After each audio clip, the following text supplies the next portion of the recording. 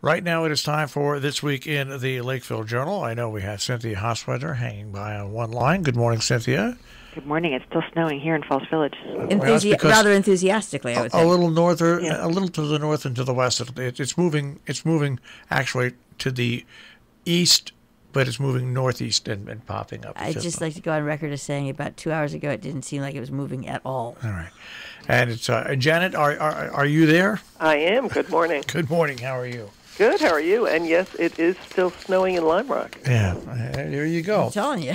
Nice little bit of snow. I'm telling you, Marshall's living in a parallel universe right now. No, it's doing exactly what it said it's doing. It's snowing. Yeah, it's very light here in Sharon. Very, very light. All right. Enough of this. We can go to the pages of the Lakeville Journal. I did an interview with Maria Horn a couple of days ago, and we talked about the opening of the legislative session. And right there, you see a picture of the state capitol and the lawmakers. The headline that is there is "Lawmakers Respond to D.C. Riot," and really it's hard to imagine. But I talked about that with Maria Horn, a major part of the segment there. But your story opens up with Patrick Sullivan there. So Patrick did get comments from Johanna Hayes and from Chris Murphy about D.C. They were pretty much just statements, but I'm hoping Hunter Lyle went to Torrington on Tuesday, and Chris Murphy was there talking about food pantries. So I'm hoping that he got a little bit more detail from Chris about what it was like to be in D.C. on that momentous day. But we also have, of course, the relatively peaceful opening day in Hartford, and a wonderful photo that Maria Horn had on her Instagram page, and we called up her office, and her assistant helped us track down the photographer who took that really lovely picture of the Capitol. And Patrick spoke to Maria and to Senator Craig Minor, whose main complaint was that it was very chilly outdoors, and he wished they could have done it indoors, but such is the breaks, and at least it wasn't snowing that day. But a nice little update on the session that's coming up. And, of course, Patrick talked to them more in depth about 2 weeks ago, and you can find that at tricornernews.com on our website, specifically about topics that they expect will be on the agenda for the coming session. Yeah, Maria mentioned to me that they could hear demonstrators that were on the other side. They could hear demonstrators that had showed up to protest. Mostly about COVID. That was about COVID, but they've got more than that. I think the effect of what happened in Washington, D.C. is going to linger on to these state houses because of the FBI warning, where you have a bunch of people that have been elected to do their job, and they really shouldn't have any fear about going to do their job. It's just the time. It's the time we live in. Not much you can do about it. Yep. All right, off to the... Speaking of which, we've got Kurt Anderson, who is Janet said she's seen it. Two people have now told me, Janet included, that he's been on MSNBC and Morning Joe every day. And Kurt Anderson lives in Cornwall now and was known to people of my age as the founder of Spy magazine. But his two most recent books are called Fantasyland and Evil Geniuses. There's a third book in the middle there. But a lot of it is about people. It's about something that's been an element of the last 4 years, which is this idea of alternate reality and alternate truths. And so we talked to him about not only his books, but also about his impressions of, sitting, of course, at home, as we all were, and watching the assault on the Capitol, and how it sort of fits in with him, with his observations about Americans and their willingness to sort of create their own narrative of what's happening in the world, and then to really fully absorb it and act on it. Yeah, he did a show, Studio 360 for WNYC, which we carried for many, many years, but he decided to get more into the writing aspect of it because he's also a writer, as we all know. And, he moved to Cornwall, I think about 3.5, 4 years ago, maybe a little bit before that, but anyway. Numbers have shifted. The Region 1 enrollment numbers are not as great as they thought they were going to be. And it's unusual, I think, to see a shift in the numbers mid-semester, but of course this is the year when nothing's normal. And some of it is homeschooling, as you would expect, which is not a negligible number in the Region 1 school district anyway. There's more people than you would think are homeschooling. But there was a fair amount of families that came to the region, enrolled their students. I think the schools that saw the highest enrollment were Salisbury and Cornwall. And then there's been some shifting around. I think some people took their kids out. I think some people might have gone back to the city now. Some people chose to homeschool. So, a slight shift in numbers, and you might look at these and think, well, we're only talking about 8 kids. But when you talk about these schools with, a tiny school population, 8 is a pretty high percent and can have an impact when you have a classroom, that maybe has 3 children in it. If you lose 8 kids in the whole school, that it does definitely have. Well, it's like the COVID numbers, the way they're reported up here. Everything is based on per 100,000 people.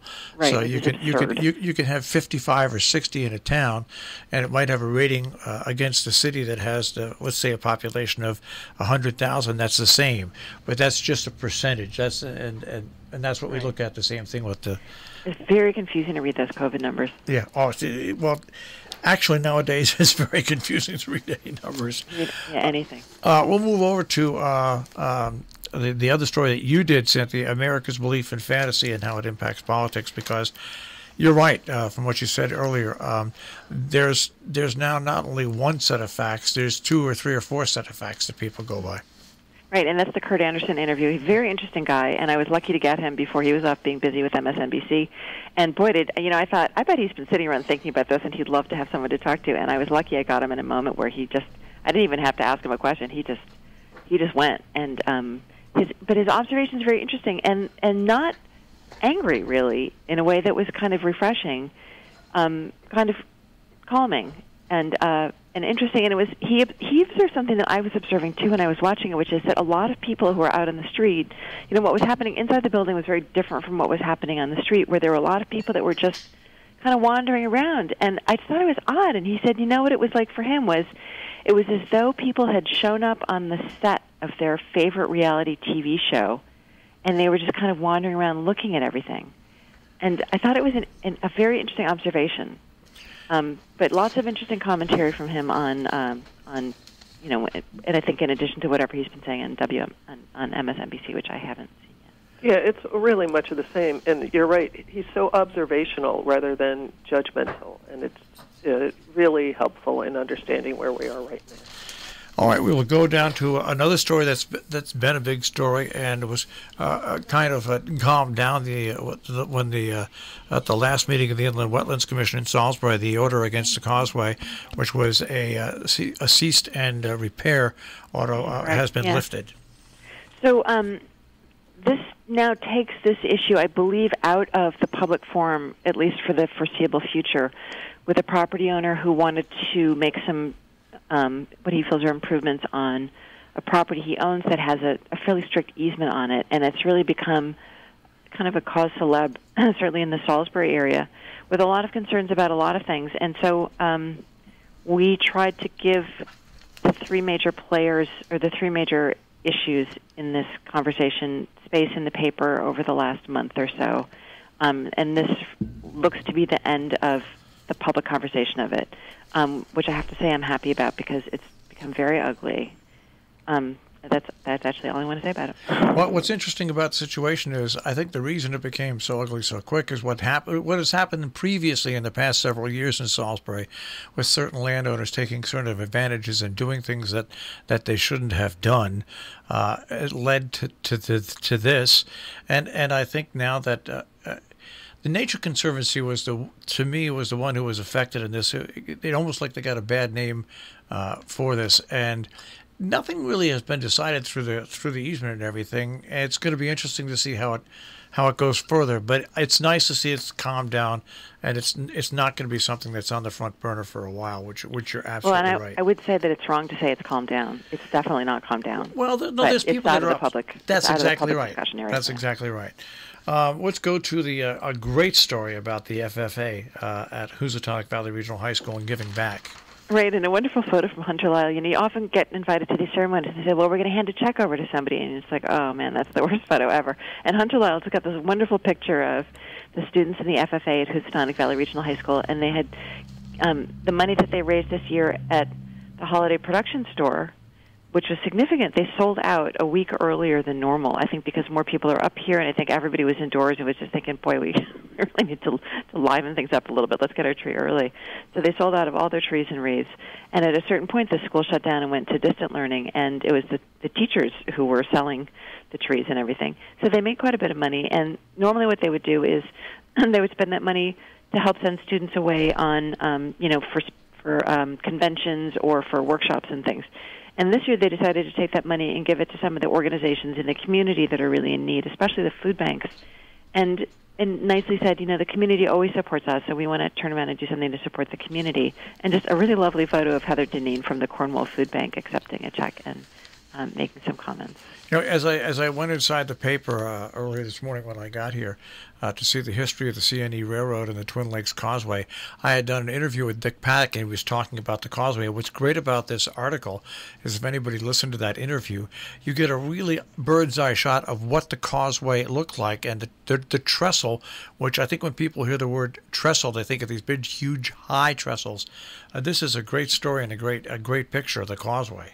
Right, Rob Buccino did a lot of research through the Salisbury Association, and we also spoke to Dick Paddock, who's quoted in here. And Dick, of course, a longtime member of the Lakeville Journal family and a resident of Twin Lakes, lives on the channel and grew up in that part of Twin Lakes, and is also, in addition to his many wonderful qualities, is a historian and a railroad expert. So worked with Rob and us on this story. And the CNE Railroad, the Central New England, was a really important railroad in this region. And, of course, there's so many train buffs around here and train history buffs.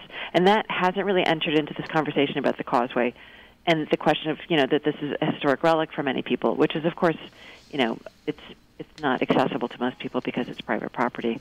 But still interesting, you often hear about funny little places that the train ran through, right through what we would consider fairly small, compact neighborhoods. It's impossible to think of a train going through. Catherine Boughton, the historian from North Canaan, who also knows, of course, a ton about the trains, would talk about how the impact of the train affected North Canaan because it was running so close to people's houses, and they were powered by, coal fire. And the sparks would come off and sometimes set fire to people's houses that were nearby. So when you see these narrow little areas where the train was running through, and you think, how dangerous it potentially was. But it was really a lifeline for people, and that's a lot of what Rob Buccino talks about in this great article about how it enabled people at a time when it would take a day or two to travel someplace that we think of as a short trip. They could hop on the train and, see the world, go to Hartford. A couple stories out of Salisbury, both by Patrick Sullivan. One, safety upgrades on the river, and also interesting little story on the real estate sales have caused the need to get some assistance at Salisbury Town Hall. Really great to see the town of Salisbury being proactive in this. And, one thing that I think is on everybody's minds right now is how long do you stay concerned about something after it's over? And over the summer, there was a lot of concern about people coming in from out of town and accessing the river at places that are not meant to be recreation sites and sort of, cutting through the grass and the slopes and creating these sort of mudslides so that they could access the shores of the Great Falls, which are unexpectedly very dangerous. And I would say we have somebody, we have a fatal situation there once, either there or in Kent at Bulls Bridge. I'd say once every 2 or 3 years. So it's not a joke, but it looks very placid. And it's dangerous. There's a lot of cars parked along the road, which gets in the way of rescue vehicles, whether or not they're coming to help somebody out at the falls or for some other incident, and a lot of trash being left there. So good to see the town of Salisbury meeting with First Light, the power company, which actually owns that section of the river and the area of the river along all the power plants, and trying to figure out ways to not make it inaccessible to people, but to make sure that they're accessing it safely and that they understand how dangerous the falls are.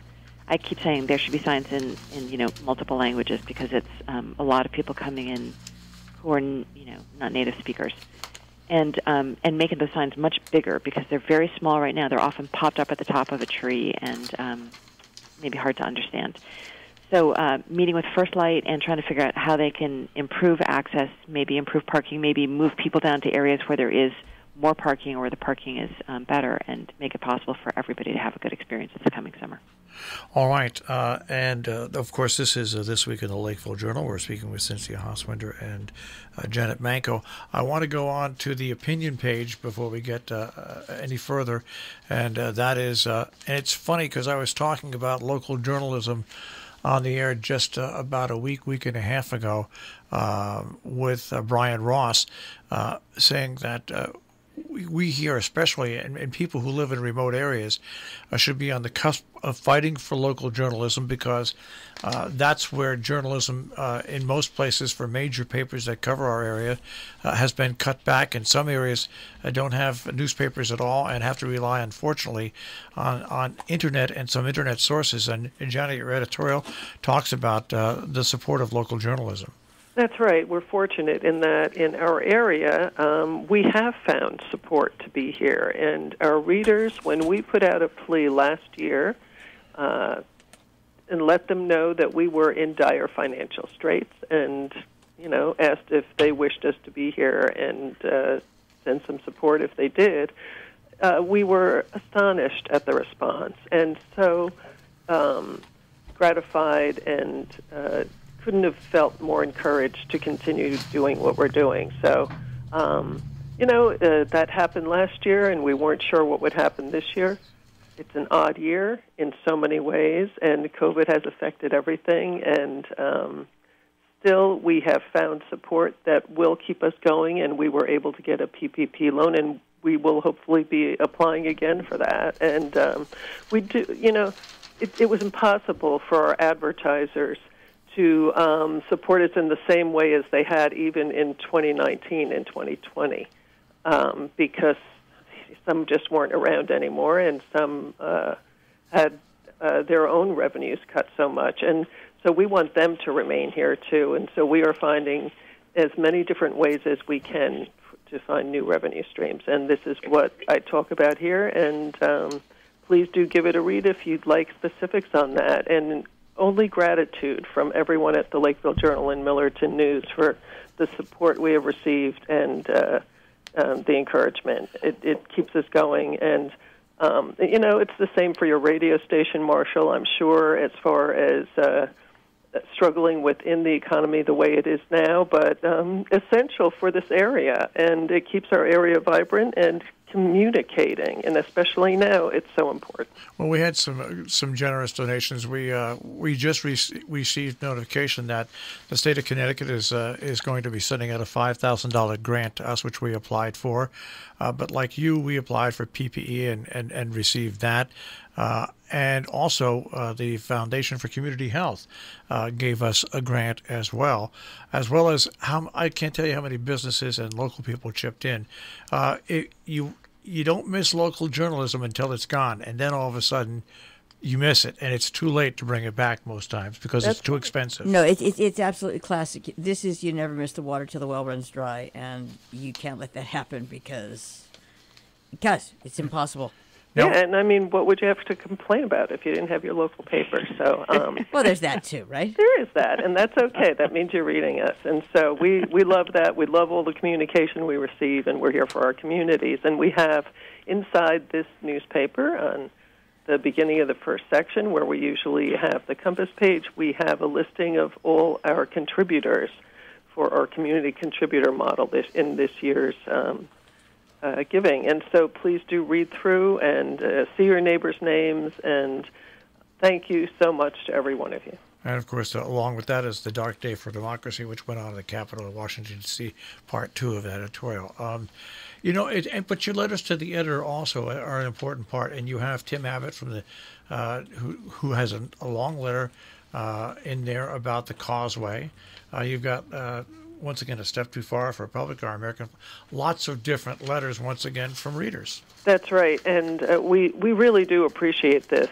These letters are carefully thought out and really meaningful for bringing discussions forward in our communities, I believe. And so, A Step Too Far for This Republican, that's Dale Jones, who's a Sharon selectman, so don't miss that letter.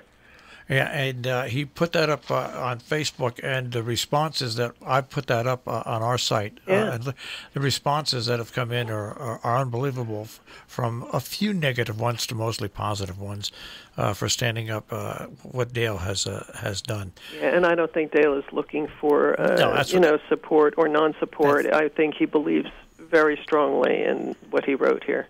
I became an unaffiliated voter back in 2016. You mean an independent thinker? Going back to what you just said about Dale. that doesn't change your core values. It kind of actually opens up your core values. But once again, lots of different letters, and that always shows that a newspaper is doing the right thing when you get those letters, both pro and con, to what you talk about. That's right. And we do our best to run every single letter we receive. And we do have a couple of good columns this week as well from Carol Asher and Lonnie Carter. And more letters on COVID, the Falls Village housing, and again on the Twin Lakes initiative. And something about being in a small area, you do with your letters to the editor what we do with donations. We call back every person who makes a donation. Right. We actually call them just to let them know that it was done securely. But you call people back and talk about the letters, and if they're too long, you help people make them shorter. So yep. It's a service that comes in handy, and I think that's where people really have to understand the value of local media. Well, we're going to wrap this section up with the Compass, the Tri-State events and you've actually got quite a bit on the Compass page. It's been an incredibly busy. We kind of thought when COVID started that there would be no Compass, but there's been a lot going on. But I just want to quickly say too that this has been, every week there's notable obituaries. Every life that's lost is important to their community. But we've lost a couple people. Ted Davis, who is well known, was a coach at Hotchkiss, a teacher. The father of M.A. Davis, and had passed away. And then at the same time, roughly, Daniel McMullen's father, John, had passed away, also a Hotchkiss teacher, and the two of them had coached together. And they had commented it was kind of sweet that to read an obituary could be sweet. But also David Hummings, who that shocked me. That just totally shocked me. Very David nice man, Hummings. Very well known figure locally, and it's I think only the second person where we have had a definitive, COVID diagnosis that's associated with it. So that's a very sad loss, and our condolences to all the families for all of them. But for Compass, we have Simon Winchester, who's always interesting, really interesting, good talker and thinker, and seems very tweety and very conservative. And then you read about his life and the adventure travel he's done, and you're like, wow, he's one of those quiet guys that does a lot. But so he's doing a Zoom talk January 20th with Becky Thornton from the Duchess Land Conservancy and Julie Hart, and they're talking about land and who owns it, which is a very interesting topic. And, should the land be sort of available to everybody and not the sort of idea of like, well, that's my, interestingly, especially as we're arguing about conservation easements, which is a big deal around here. And of course, the Duchess Land Conservancy, very active in protecting land. So that's coming up, sponsored by Oblong Books. And the Wasaic Project down in Armenia, doing always interesting stuff. And they've got a number of online talks coming up with different artists, including one with Natalie Baxter. That's tomorrow, January 15th. And my friend Jody Roth's wonderful play called Martha Mitchell Calling. And, of course, the name Richard Nixon comes up more and more in conversation. Interesting to look at Jody's play, essentially a one-woman show about Martha Mitchell and about her marriage to John Mitchell, and then her decision that what was going on in that White House was not okay with her, and she was going to talk about it and how what the consequences were for her, which were pretty serious. And then, of course, the Hudson Valley Gospel Festival, which is starting up on Zoom this year, and is part of an ongoing series of sort of arts talks that are often very multicultural, which is very interesting. So information on that. And the Sharon Playhouse Gala Zoom, which they promise will be glittery and sparkling and has lots of interesting local performers as making special guest appearances. That'll be on January 23rd, and we'll hope to have a little more detail on that next week. All right. Good job, and we'll speak to you guys next week. Thank you so much. Thank you. Take care. That is This Week in the Lakeville Journal, and, of course, you can find the Lakeville Journal on the web at tricornernews.com. That is tricornernews.com, and right here on a Thursday morning.